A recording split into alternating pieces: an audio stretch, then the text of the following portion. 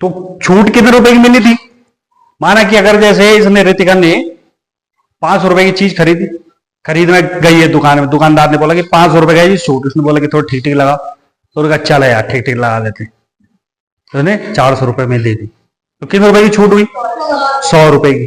तो ये जो छूट होती है ये क्या कहलाती है? बट्टा कहलाती है। ये क्या कहलाती है? बट्टा। ठीक है, छूट ही क्या कहलाती है? बट्टा कहलाती है। माना कि तुम जो है दुकान में गए ऊपर पे संजय लाल जी की दुकान पे, तुमने बोला कि 1 किलो सेब दे दो, उन्होंने कहा भाई 100 रुपए किलो पड़ेंगे, तो तुमने बोला कि भाई रोज ले आते तुम्हारी दुकान से, थोड़ा ठीक ठीक लगाओ बस तुम्हारे लिए। उन्होंने कहा कि रितिका केवल रितिका के लिए 80 रुपए के हैं भाई। ठीक है, कितने रुपए के? 80 रुपए। तो कितने रुपए? 20 रुपए की उन्होंने छूट दे दी, तो 20 रुपए क्या हो गया? बट्टा हो गया। 20 रुपए क्या हो गया? बट्टा। और कई बार तुमने देखा होगा दुकान में कि 20% डिस्काउंट है, देखा? 20% डिस्काउंट कह रहता है, 50% डिस्काउंट। कई बार जैसे ऑनलाइन ऐप होते क्या होता है, जैसे फ्लिपकार्ट हो गया, अमेजन हो गया, इसमें जैसे सेल चलती है कि 50% डिस्काउंट। 50% का मतलब क्या है कि 100 रुपए की चीज है तो 50 रुपए में ले जाओ, 200 रुपए की चीज है तो 100 रुपए में ले जाओ, ये तो मतलब है। तो वो भी एक प्रकार का क्या है? वो भी बट्टा ही है, छूट है वो। ठीक है, तो कहीं भी तुम्हें कोई चीज छूट में मिल रही है तो इसका मतलब वहां तुम्हें क्या मिल रहा है? बट्टा मिल रहा है। ठीक है, तो बट्टा क्या होता है? किसी भी वस्तु के अंकित मूल्य में दी जाने वाली छूट होती है ना। किसी वस्तु के अंकित मूल्य में दी जाने वाली छूट होती है, छूट बट्टा कहलाती है ना। क्या कहलाती है? बट्टा। बट्टा है।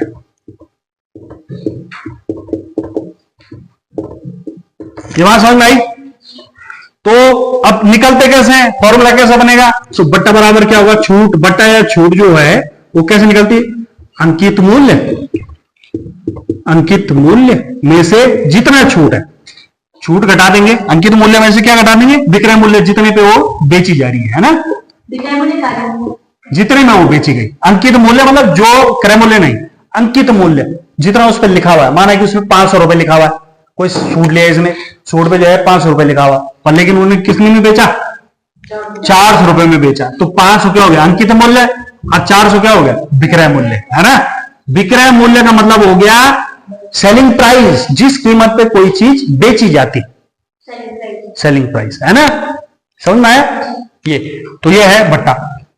अब अधिकांश जगह पे बट्टा नहीं लिखा, ऐसा नहीं लिखा रहता कि छूट कितनी है, ऐसा नहीं रहता, छूट का प्रतिशत रहता लिखा हुआ। क्या रहता लिखा हुआ? छूट प्रतिशत, या 20% डिस्काउंट, 30% डिस्काउंट लिखा रहता है। या इस पैंट में, जैसे ये लड़के चले गए जींस लेने, तो इस पैंट में कितना परसेंट डिस्काउंट है? 20% डिस्काउंट है, 20%, है ना। कि जो भी उसकी कीमत रही होगी, माना कि 1000 रुपए की कोई जींस है, तो उसने 20%, 1000 रुपए का 20% क्या हो गया? 200 रुपए, 200 रुपए उसने छूट कर दी। समझ में आया? यानी कि वो पैंट कितने मिल गई? अब 800 रुपए में मिल गई। समझ में आ रहा? तो अधिकांश जगह क्या रहता है? बट्टा प्रतिशत रहता लिखा हुआ, तो वो निकालना कैसे निकलेगा? बट्टा प्रतिशत। तो बट्टा प्रतिशत क्या हो जाएगा? बट्टा प्रतिशत होगा जी बट्टा, और कितने पे बट्टा निकलेगा? जो उसका क्या था? अंकित मूल्य है, जो उसका क्या है? अंकित मूल्य, उस पे निकल जाएगा, है ना। माना कि जो है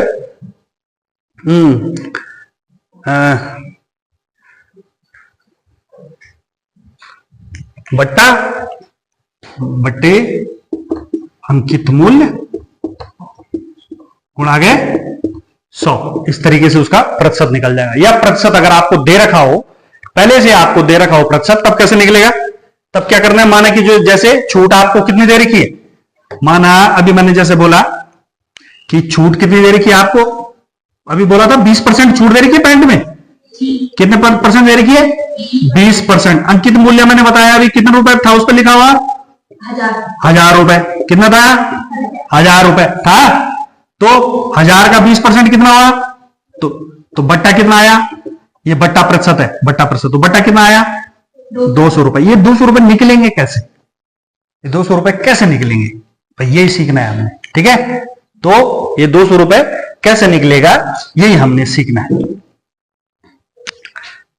ठीक है, तो बट्टा क्या होता है, इसलिए बट्टा में छूट निकालना, बट्टा क्या होगा, ये देखो इसकी सारी चीजें दूसरी तरफ ले जाएंगे, बाकी बट्टा को इधर, ये यहां भाग में है, इधर जाके किस में हो जाएगा, गुणा में हो जाएगा। तो बट्टा प्रतिशत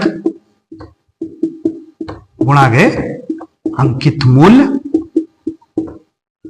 बटे, ये 100 देखो यहां गुणा में है, कहां जाएगा, भाग में, कहां चला जाएगा, भाग में। तो बट्टा प्रतिशत, बट्टा निकालने के लिए बट्टा प्रतिशत कितना था, 20 गुणा गए अंकित मूल्य कितना, 1000 बटे 100, यानी कि 2 जीरो से 2 जीरो कट, 20 दशा की 200, निकल गया तुम्हारा 200।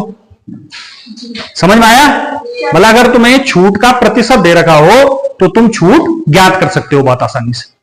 आया समझ में, छूट आप आसानी से ज्ञात कर सकते हो। क्लियर, तो ये दोनों आप लिख लो। बट्टा यानी कि डिस्काउंट के बारे में आपने सीखा।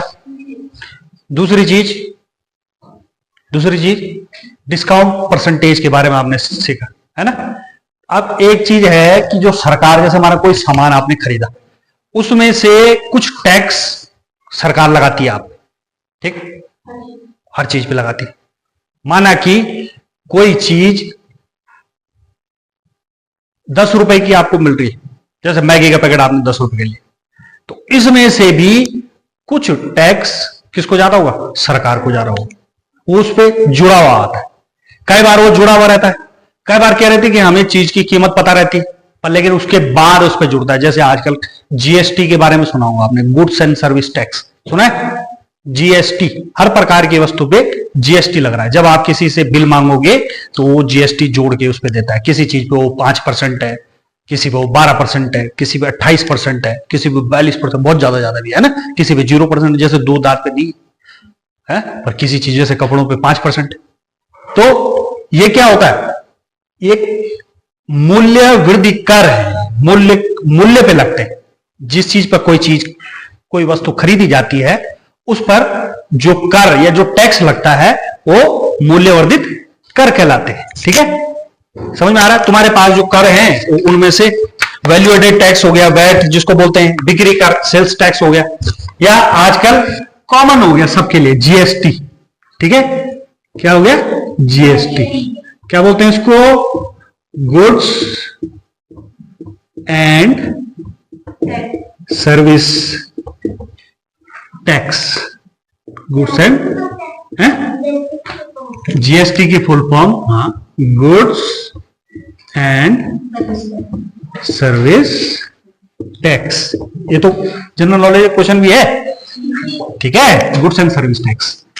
तो ये किस पे निकलता है भाई, कितना परसेंट है दे रखा, ठीक है, माना कि 5% है, तो कैसे निकालना तुम्हें आता है, ठीक है, किस तरीके से निकलता है।